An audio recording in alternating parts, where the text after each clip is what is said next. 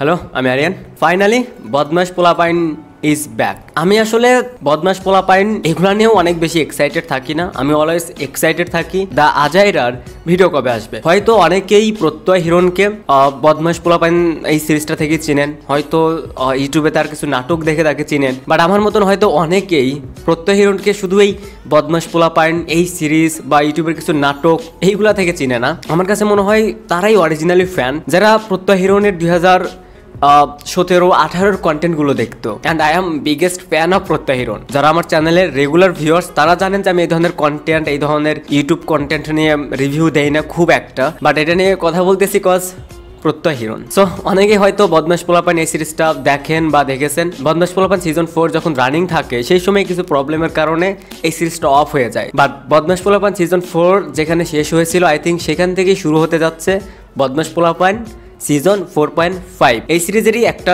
গান তারা একটু আগে ড্রপ করেছে, যেটা টাইটেল নেম রঙিলা। যদি সত্য কথা বলি, অবশ্য আমি অলওয়েজ সত্য কথাই বলি, সেটা শাহরুখ খানের ফিল্ম হলেও বলি। রঙিলা এই গানটা আমার কাছে খুব একটা ভালো লাগে না, বাট এক্সপেকটেশন ছিল। গানের মিউজিক, গানের কোরিওগ্রাফি, গানের লিরিক্স এগুলা আরো বেটার হতে পারতো। যদিও এই গানের যে সিঙ্গার বা মিউজিক কম্পোজার শোভন রয়, ওনার যদি আপনি প্রিভিয়াস কাজগুলো দেখেন, প্রিভিয়াস গানগুলো যদি দেখেন এই বদমাশ পোলাপান সিরিজেরই, সেইগুলা কিন্তু দারুণ। বদমাশ পোলাপান এই থিম নিয়ে একটা গান রয়েছে, সেটা দারুণ। এরপর আরেকটা গান ছিল বিয়া করাই দিয়ে, আই থিঙ্ক সেটাও শোভন রয়ের, সেই গানটাও ভালো ছিল। এরপর নোয়াখালী নিয়ে একটা গান ছিল, সেটাও কিন্তু ভালো ছিল, বাট এই গানটা আগের গানগুলোকে বিট করতে পারবে না। বদমাশ পোলাপানের এই থিমটা নিয়ে আগের যে গানগুলো ছিল সেইগুলোতে একটা এনার্জি কাজ করতো। রঙিলা এটা একটা এভারেজ গান, শুধুমাত্র প্রত্যয় হিরণ বাদে। আমি বদমাশ পোলাপান বলি বা আমি যে কোনো নাটক বলি, সেইগুলো থেকে আমি বেশি এনজয় করি তার আজাইরা লিমিটেডের ভিডিওগুলো, সেই কন্টেন্টগুলো। এগুলো আমাকে খুব একটা টানে না, বাট এর পরেও এখন পর্যন্ত প্রত্যয় হিরণের কোনো কন্টেন্ট, কোনো নাটক, কোনো সিরিজ আমার মনে হয় না যে একটা এপিসোডও মিস হয়েছে। ভালো লাগছে এটা ভেবেই যে আজাইরা লিমিটেড ফাইনালি ব্যাক করেছে। তারা তাদের চ্যানেলে কিছুদিন আগে একটা ভিডিও ড্রপ করে, আতা গাছে তোতা পাখি, যারা দেখেননি দেখে নিতে পারেন।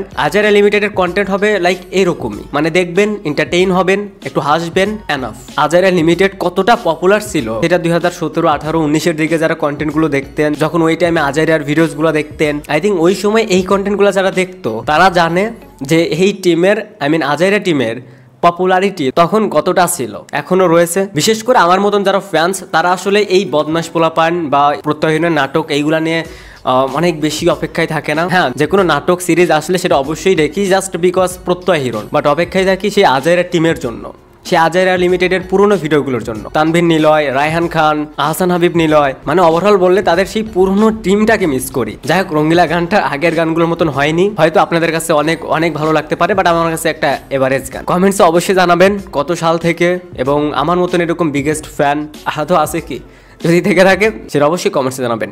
বাই।